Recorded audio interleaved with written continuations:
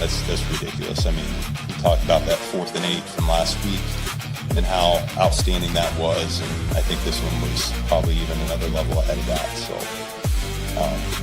there's some things that you just can't coach. He's got that. Tell me you don't agree, right? Is there anybody here who thinks that you don't agree that he's that good and he will get stronger for it? Obviously, I know you wanted it this week.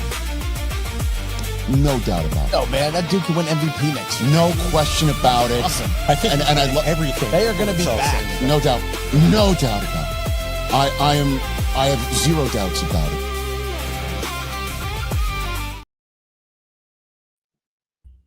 Hello, everybody, and welcome. Have not been on live for quite a bit. I'm here with a buddy, RevTrev. Got his own YouTube channel. He's on X. Rev, why don't you tell the fans where they can find you? Yeah, thanks for having me on. I'm everywhere. RevTrev NFL on X, TikTok, YouTube, Facebook, Twitch. You name it, I'm there. The only place I'm not is Instagram, but that's I'm not a big fan of Instagram because it's not easy to play with. Yeah, for sure. So we just decided to get together spur of the moment, just because I caught the end of your live stream, started messaging you a little bit, and guys like us, we won't stop talking about it, so might as well just put it out there live and share it with the audience. So thank you for joining me. The last time we got together was before the first matchup versus Green Bay and the Bears. So we had no idea what was ahead of us and anything like that, and so it went a very interesting way. You guys got that first one. We got the next two. We got the one that mattered, though. But you mentioned history on your show, how history's still on your side, how the Packers are still, the more successful team over time and this and that. I like to go by recent history, and even that you're still, got over us. But, I keep waiting for these tides to turn, Rev. And when they turn, it's got to go like it is going now and then just keep going. So that's where I'm kind of at. Like, can this team go out there and do it again? Can they go out there and take this division again? Because if it does fall right back in your hands, it's kind of more the same again. But I mean, you guys, you have a good team up there in Green Bay. I'm not going to discredit you for one sec. You still are the obstacle for us. We got to prove it to, so we got to go out there and get it done. Yeah, absolutely. And what's nice is both teams are good right now, and it makes the rivalry something worth watching, right? So I think a lot of Bears fans discredit the Packers and say we're terrible. And it's like, we've just made the playoffs 3 years in a row, and you guys just had a good season, actually a really good season, and which is awesome for you guys. But here's the thing. This is what people forget. So you go into this season, you win the North, which is massive, and you're the number 2 seed, you beat the number 7 seed. Okay, that's you got to find ways to win. You win by 4, you found a way to win. Caleb had his moment where he was really great. You go and play next week against the Rams, who I felt was elite, and you come up short on that game. And it was disappointing probably for Bears fans. I didn't see a scenario where the Rams were going to lose that game. The weather was the big factor. If it was in a dome, I don't think it would have been close personally. Now, I could be wrong about that. But here's the thing. This is why I bring it all up, is because when we made the playoffs the first time, we were the 7th seed and we beat the 2 seed. Okay, Dallas, we went into Dallas, smacked them in the mouth. Then the second week, we go in and we beat the 49ers. We lose to the 49ers by 3. It was a very close, respectable game. Jordan Love had his moment where he had the ball at the end, couldn't get it done. Okay, I know we're going to talk about that from this year. What Bears fans are not thinking about is that it's hard to continue to be consistently good. The Packers thought at that moment, we're good. We're going to build on this, and we're going to do. And then we've had 2 seventh seed spots, lost both of those games, and it's been a struggle. I don't think Bears fans have considered that could be them, because it's not. It's so hard to be good consistently. So I just think it's very interesting what you guys will do this year. I'm very interested to see what the Bears look like.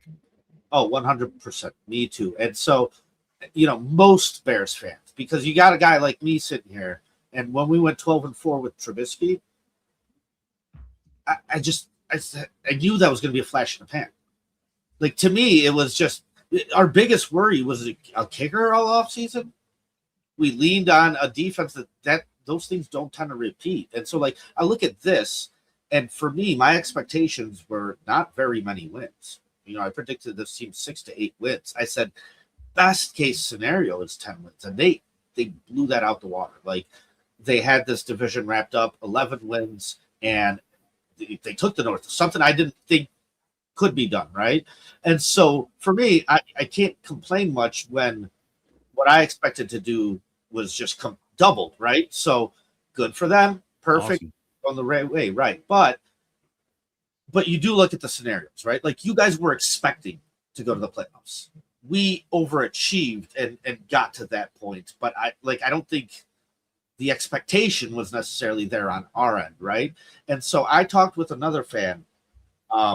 His name is Brian. He's from Sportscast. He is a Packers fan. They cover all NFL stuff. And he was on our show, and he said, well, he goes, if we get bounced out of the first round again, he goes, Matt LaFleur might kind of get on a hot seat. And he said it really early on, and it was kind of shocking, but like, I get it, because you do, you look at Andy Reid with the Eagles, like, at some point, if you just can't get over the hump and win it, like, even that's not enough. You guys did not do that. You guys signed Matt LaFleur. And to me, it's like, well, that's why you're a good franchise, to be honest with you, because you won't let the narrative control what it actually is. He is a good coach. Hold on to him, right? So, like, it just is what it is. And so I actually kind of respect a move like that a little bit. And I think it is the right move at the end of the day. Regardless of, the results, part of that's luck, man. Like, you do still have to get lucky to sit there and do it. But you guys are well equipped to go out there and get the job done, for sure. We still need to prove that. And that's why I'm interested in this year for the Bears fans, because it's really, really, really going to show us, like, okay, is this thing actually real? This time around, Rev, man, all the things I've always bitched about, I don't have those things. Like, we're not just out there looking for a kicker. They came out there to go, okay, this was cool, but it's not enough. They're out there making moves, replacing, like, starting from zero again. And it's like, dude, this is kind of what I've always really wanted. And so I'm really, really hoping that the results come with it for us. Yeah. And we'll see, right? And so the thing about Green Bay is health is wealth, and it is for every team. You got to stay healthy. I know no one stays perfectly healthy, but your key players got to stay healthy. And if our guys are healthy, I like our chances with anybody, like, really do. And it's not like I'm saying we're going to win the Super Bowl, but I'm saying we've got a chance to contend. But 3 7th seeds finishes in a row, that's just not been good enough. We need it. We need to see more than that. It can't just be another playoff berth and go from there. So, right, yeah, for sure. You got your expectations are high, and yeah. I think you guys are definitely in win now mode. You've invested a lot, like, even with the Mike Parsons thing. Like, honestly, Trev, if this thing doesn't go well for you guys in like 2-3 years, you might just blow it all up. It's like possible. You know what I mean? But for the next 2-3 years, you guys are in win now mode, period. Like, you're pushing your chips all in. And so, yeah, I don't discredit your team like a lot of Bears fans do. I do think you're very, very good still. And you're going to be tough to beat. But I wanted to mention this to you because, I did go to both those games. I was blessed and lucky enough to be able to go to the Bears-Packers game and the Rams game. If there were plenty of fixable mistakes made in that Rams game, but I don't want to. Same thing with the Bears-Packers game. 21-3 at halftime is not Right.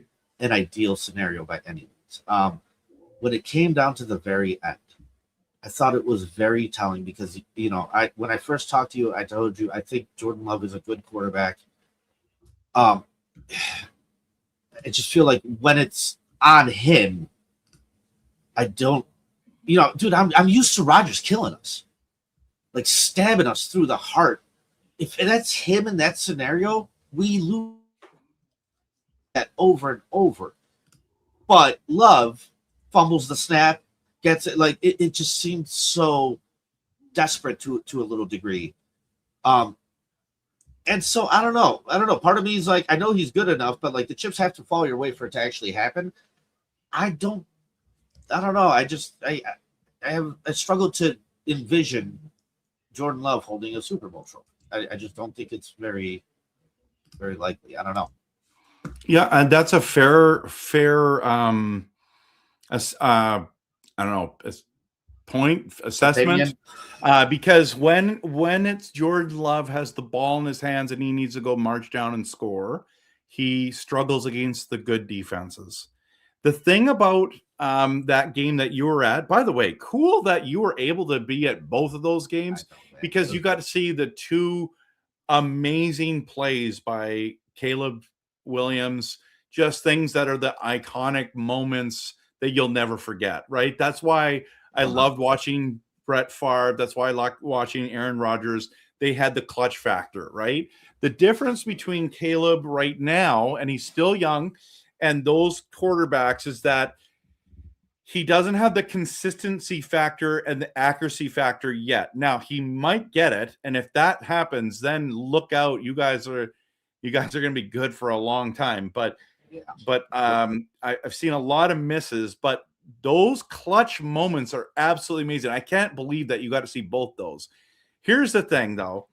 No one talks about what 25 points we allowed you guys have in the fourth quarter against us in that game. Like, we should have won that game, but we didn't. We stalled out. And give credit to your defense and give credit to your offense. So I'm not taking away from that, but that's where the disappointing part was for us. It's like we had that game and we let it slip through our hands, and we allowed Caleb to have his clutch moments. And so, that was really impressive performance by him. And if I was a Bears fan, I'd be pretty pumped too, because I know what it's been like being on the opposite side, watching that happen, especially when Rodgers was 4th and 2 and he hit Randall Cobb. Like, that was pretty cool. Right. So, dude, let me share a little story with you. I went to, it was one of the coldest games at Soldier Field. I think it was like -4. It was late December. And I remember, I went with a family member and two younger children. Now, they lived in Lake Geneva. It's like one of the kids was already a Packer fan. The younger one, I think, like the Bengals or something. He was still savable, right? Like, yeah. I'm kidding. But it was the fourth quarter, and we wind up tying it. And we're like yelling to these kids because it's freezing. It's -4. And we're telling them, like, you better get ready to stay here. Like, this is what it's about. We're going to sit there and man up, kids. Like, we're going to sit through another fucking 30 seconds of this, or 30 minutes of this. And Rodgers drops back, hits Jordy Nelson on a 60-yard post, and he just takes it house with like 20 seconds to go. And I remember thinking, like, he won't even let me freeze. He won't even let me sit here and freeze. And so, like, yeah, the amount of PTSD type memories I have from what I've lived through it, man. I have. I've been there. I've done that. I've invested my time and my love and my effort all into it. And like, yeah, dude, that guy's stabbed us over and over and over and over. That's missing with Jordan Love, isn't it? Yeah. Like, you guys have won, but like the style's different. Yeah, you're right. You're right. So far, that's the key that's missing. That's the key that's missing. But in saying that, he had 4 touchdowns against you guys. I mean, I don't know what else. He had to have 5 to win that game. 5 and no interceptions. So that's the thing that's crazy. It's if he got another one, it's over, we win. But that's a lot to put on any quarterback, to put 5 touchdowns up in a playoff game. That's amazing. I'm still very proud of Jordan Love with 4 touchdowns, no interceptions. I'm pumped about that. So we'll see. Point, man. I do have a question for you, though. So you have the concern about Jordan Love. My question for you is, I think the DJ Moore loss is bigger than Bears fans are talking about. And I get that everyone wants to talk about Luther Burton, and I think Dunze is amazing. Don't get me wrong, Loveland's great. But losing DJ Moore, I think, is a big deal. What do you think about that? So the second we signed DJ Moore, me and my co-host David were like, okay, he's gone in 3 years. Like just the situation dictates it. He's going to be this old. He's not going to be super expensive. He's going to be a great trade piece. This and that. Like we saw it coming the whole time. I even predicted he would go for a late second to a team like the Bills. So to me, like there was zero shock value. It was all expectation. It's the move you've handcuffed yourself into making based off the decisions you have made leading up to this point. Now you say Rome is amazing. I think he's got a ton to prove. This is the year where he either makes it or breaks it, because 700 yards a year for a guy that was picked top 10 isn't very amazing to me.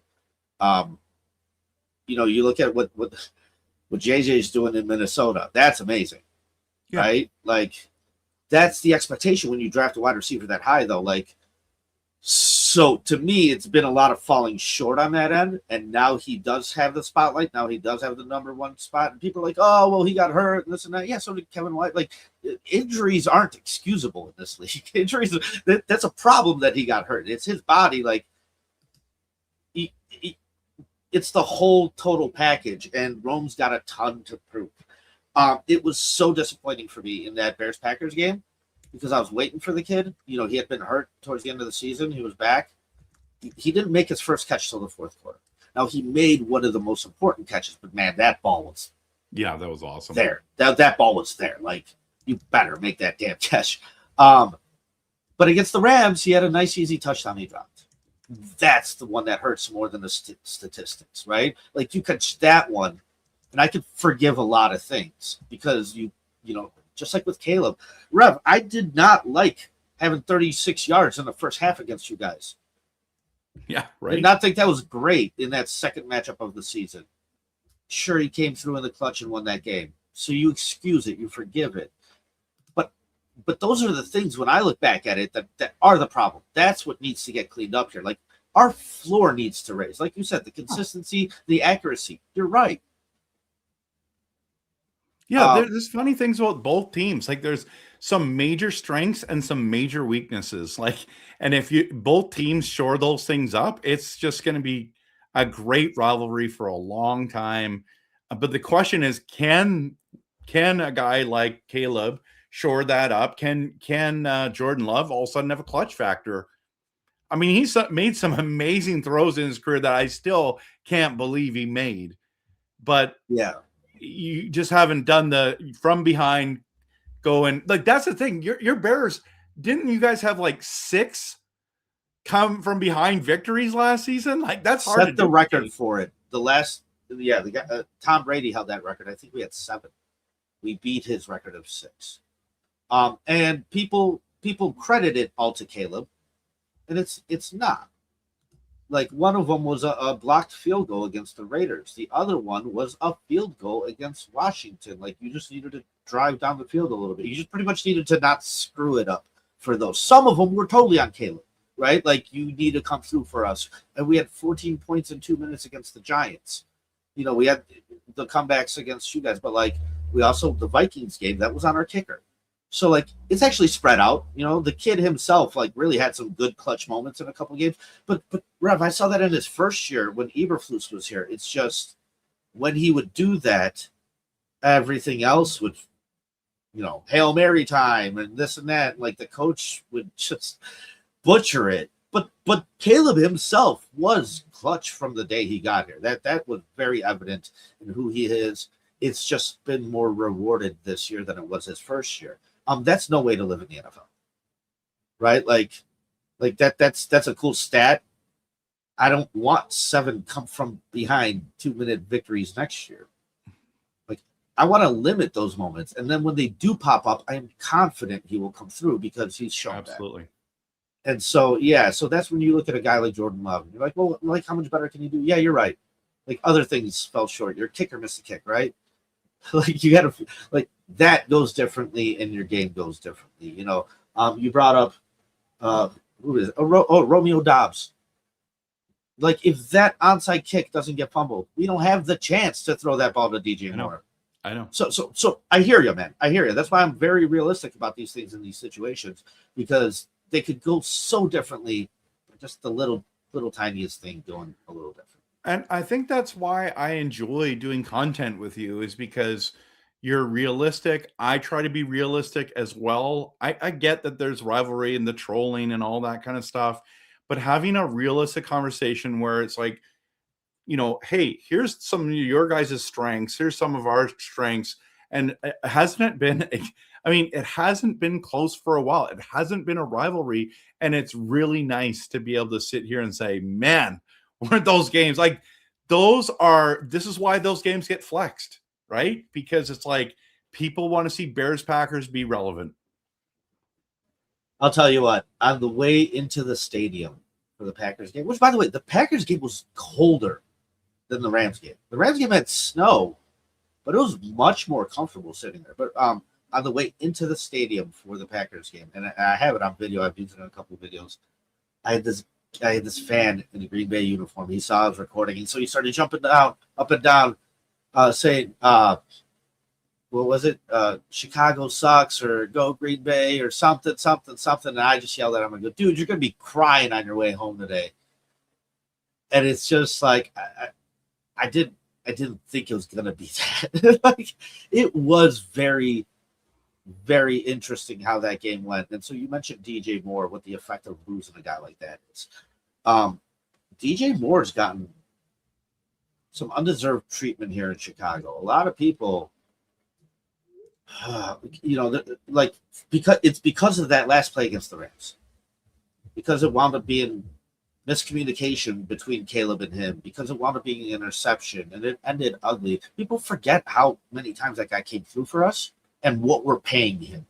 Like, we got the better end of that deal. Like, based off what we paid for him, he overperformed.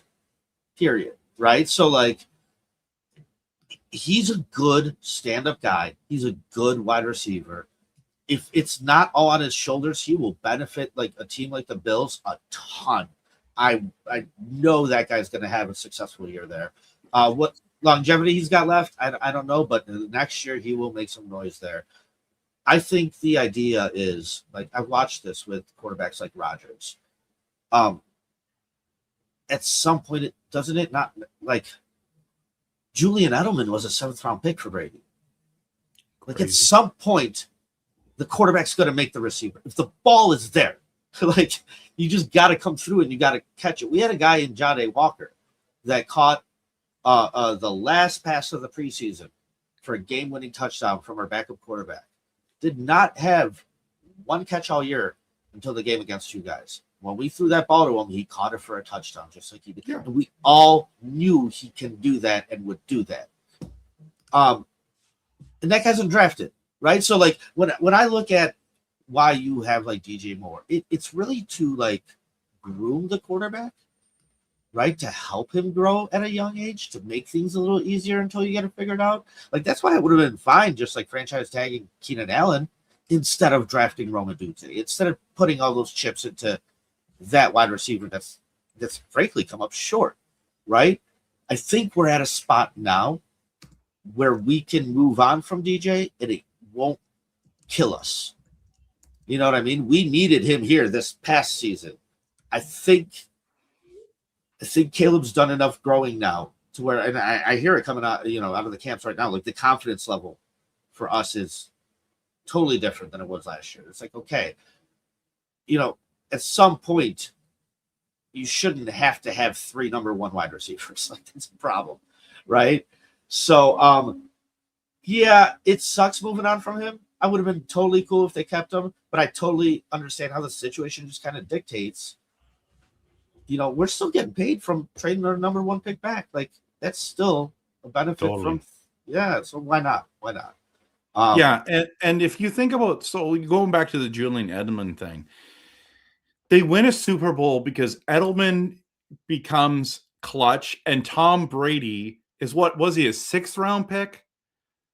Like, Imagine if you could draft your franchise quarterback in the 6th round and you got a star wide receiver at round 7, and you could fill up the rest of your roster with defensive players or O linemen or something like that. I mean, what a blessing. But no, we got to, you guys went and got Caleb #1 overall, and then we went and got Jordan Love at the end of the 1st round, and we got to do things like that, right? So what the blessings. No wonder they were good. Yeah, for real. What draft pick was Christian Watson? Was he 10? Where did you guys draft him? Yeah, he drafted in the 2nd round. Oh, he was a 2nd round. Okay. Oh yeah. Yeah. Okay. No, that's where you should draft a wide receiver, in my opinion. Like top 10 is a lot to invest in that position. And I go into just general NFL talk, positional value. And I said it during that time. So like, it's not hindsight. I said, if Marvin Harrison fell to us, I'd be happy because we got a trade partner. Because I don't even want him at pick 9. Like, I don't want a wide receiver there, period. Because, man, I'd rather just have the quarterback work out. And if he does, he'll make you he'll pump out wide receivers. Like, it'll come. You know what I mean? And so, yeah, you guys just signed that guy, though. What do you feel about that contract? And how do you feel about that whole situation? Crazy money. That was what my video was about tonight. Was he overpaid or is he underrated? And at the end of the day, a 4-year deal making that much money, I think is an overpay because he can't stay healthy. And if he can stay healthy, he probably deserves that a contract like that. Even that amount of money is insane. I think it's $31 million guaranteed. It's just a lot of money for someone who hasn't been able to stay on the field.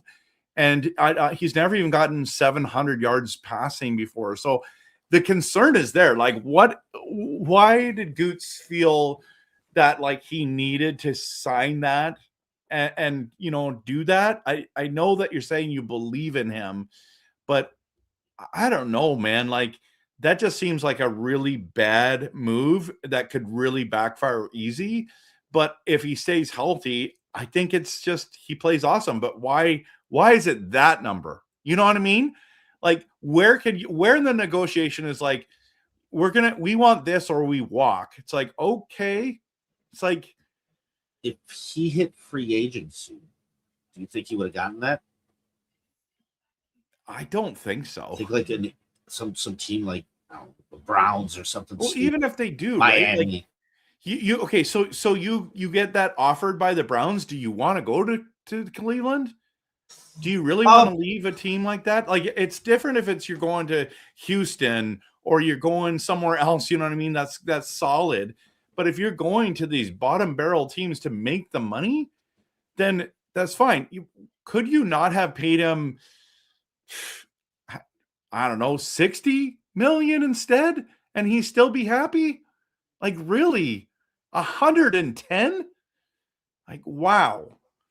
That it just it's mind-blowing, because here's the problem. We just paid Jaden Reed, and then we go pay him, Watson. What's Tucker Kraft worth?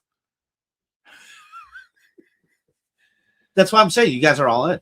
That's why I said you're pushing your chips all in, and if this doesn't work, you're just going to blow it up. There's going to be no other option but to blow it up, because the hole's being dug, right? Like, so when you say like, why, I guess my mind goes like, okay, so what's the alternative? Right? I just think you could sign him for less. Like, I really don't think, like, if you say, it's 110 or I walk, it's like, you don't walk until the end of the year.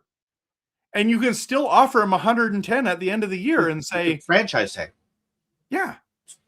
Right. It's like, what are we doing here? So it felt weird. And as a Packers fan, just because my team did it doesn't mean I have to like it. Yeah. So, you mentioned that the GM stated that you guys believe in Christian Watson. And it's kind of like what I said with Roma Dunze earlier. Like, I can forgive the lack of statistics. I can forgive you missing 5 games if you catch that damn pass in the moment it mattered most, but you also didn't do that, right? So it's like, if the Super Bowl winning touchdown pass, it goes to Christian Watson. Is he worth that money? At that point, yeah, fuck it, right? So, like, I guess if you believe in the guy, that does matter to a degree.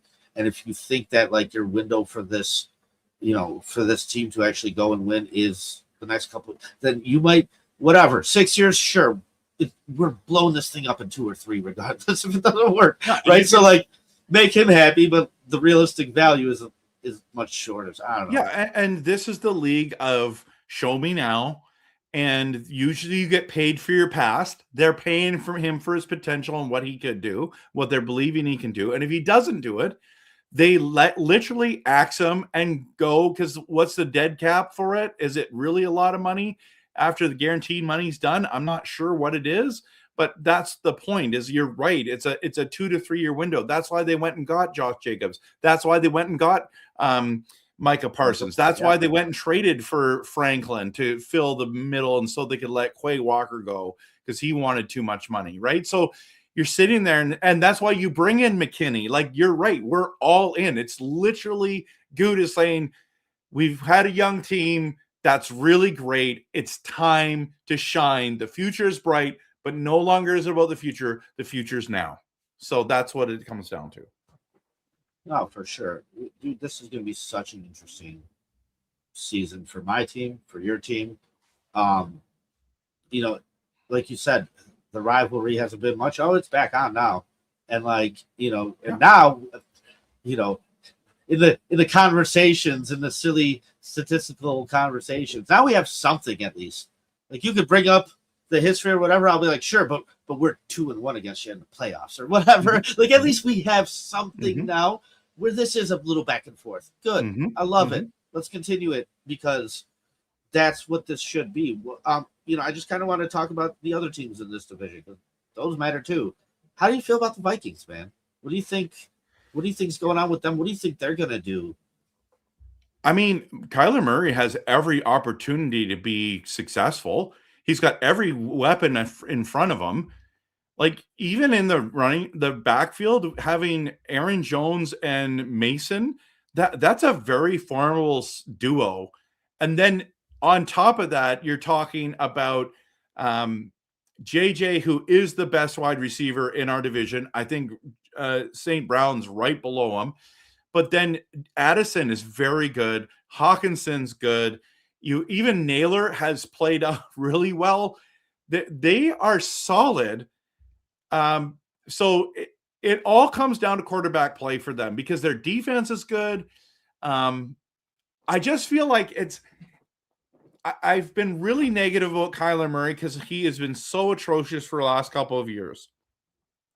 But is this now the new Sam Darnold moment where he goes and resurrects his career? He could. And if he does, this division gets super complicated super fast, because I still think Detroit's good too.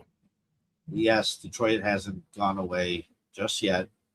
Before I talk about them, though, I do want to kind of, just talk about the Vikings a little bit, because it's interesting. I kind of got a little shit from people when, if we rewind the clock a couple of years, and I was like, dude, Sam Darnold, like, I get it. He is what he is, but you won 14 games with him. Like, how much more can you expect, or do you want? And I guess he had a game where he did have some picks in the playoffs. And so maybe they decided, hey, instead of paying him when the moment came to, he didn't succeed. But I was all for saying, cut your losses early, trade JJ while he's still worth something. I know he was hurt for an entire year, and nobody really knows, but that's still enticing to people. You could get your draft capital back. You could just pay Sam Darnold, and you could move forward and just try this thing again. To me, it was very much a just try it again type of situation, and they didn't. They wanted more. They got greedy, and I kept hearing that Kevin O'Connell, quarterback whisperer, he can make any quarterback good. And so how bad is JJ that? Because apparently that did not work well either. And so when they didn't, I was sitting there going, okay, well, you decided to live through the ups and downs of having a rookie quarterback while you were in the win now mode. And it sucks. because you don't have room for that. And so Kyler Murray, he's not that. The kid's talented as all hell for sure. I don't know, man. Maybe you're right. Maybe he could resurrect it. Maybe it could come too. But it's like I just feel like they butchered this thing 2 years ago. They really did, and we'll see. But Well, I don't think many people are optimistic. But I just keep looking at this scenario and I'm like, where else could have Kyler Murray landed that would have been better than this? nowhere. I don't think. I don't know. So we're going to find out week 1, man. We're playing him week 1. No Micah Parsons. Hopefully Tucker Kraft will be back. But I think it's going to be a bit of a bloodbath week 1. And we're going to find out real quick. Now, the good news is Kyler Murray is still with the new team. So I'm giving us the dub. But if he's legit, it's going to be crazy. I think he's a physical talent. I think it takes a ton on the mental level. I think he falls short in that area a little bit. I think Kevin O'Connell is going to be, dude. There's a clip I go back to, and it was in the series quarterbacks where they showed Kirk Cousins right at the end of a game, and it's like they run their third down play, and he just rushes up to the line and like does the fourth down play, and it fails and they lose, and they're trotting off after the loss. And Kevin O'Connell's like, listen, man, if you just would have told me that was your plan, I would have set you up for it. You wouldn't have had to think of that play in that moment. I would have had that play in that moment ready for you. Like, it's Right. cool that you could do that. You have the power to do that, to rush back and whatever. But let me help you. And I think that's where we saw Brady and Belichick have that special connection where they just both understood have situational football, man. Situational football. Yeah, we're gonna end this thing here and we're going almost on 40 minutes, 3 minutes away from it. So I'm just gonna go back to the Lions. I don't think they're going away anytime soon. Like, we lost both games against them.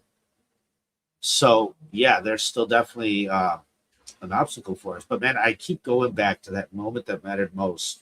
And it was that last snap in that playoff game against you guys. And watching Jordan Love fumble it, I think told me everything I needed to know. Because I'm telling you, man, Rodgers kills us there. So, you have to. You're in no other position. You have to repeat it, right? And it could totally work. He is definitely good enough, this and that. Me, watching from the outside, not being a Packers fan, there's just something where I just don't think he can do it all by himself. But if that kick is made, if the other things are cleaned up and go well, you guys are a powerhouse. So, for sure. So, yeah, man. Okay. So, no, go ahead. If you want to... Yeah, I think you're right. The Detroit thing, though, they couldn't stop anyone. That O-line was so beat up. If they fix their O-line, they are going to be good again. This might be the best division in football. Oh, man, it's going to be crazy. So Nice. Winning those division games are going to be massive. Yeah, I keep going back to how the Rams traded Jared Goff after being in a Super Bowl with him. Because they just knew he's going to fall short. So, does he though? Because he's getting like 4,600 yards, 4,300 yards. Like, this kid is good. No, he's great. He's great. But like, Detroit hangs their hat on it. What, NFC Championship appearance? Okay, yeah, he's been there and done that too. He's been to a Super Bowl. His hump is winning one, and I just don't see it happening. You know what I mean? And it's like, and a guy like Matthew Stafford did it. And so that's why Sean McVay is one of the best coaches in this league, because that's a tough pill to swallow. I keep bringing this scenario up for Bears fans. What if at the end of this year, Ben Johnson wants to trade Caleb for Joe Burrow or something? Like, that would drive people nuts, man. That would drive people nuts. I think we have a real head coach here, Rev. I am so much more in on Ben Johnson than I've been in on anything else. That is our bread and butter moving forward for sure. So, Yeah. Whatever the results are, I want that guy here. So, man, thank you for joining me tonight. I appreciate your time. We will have to get together during the season, and yeah, definitely share some more thoughts once these teams get rolling a little bit. We see exactly who they are. So, once again, at RevTrev NFL, everything but Instagram for some reason. There's just some weird Instagram natural hate. Dude, I got to tell you, I recently started Instagram myself. It's confusing. For me being a video guy, though, highest quality videos. They'll pause it and let it load instead of playing you a lower quality thing, which I kind of appreciate, but whatever. Yeah, dude, thanks for your time. Thanks for the talk, and thanks for being level-headed and cool-headed. And, I'll still say fuck Green Bay, but I'm sure you'll call me a fib afterwards. So appreciate you, buddy. Yeah, thanks for having me on. Appreciate it. Go Pack, go.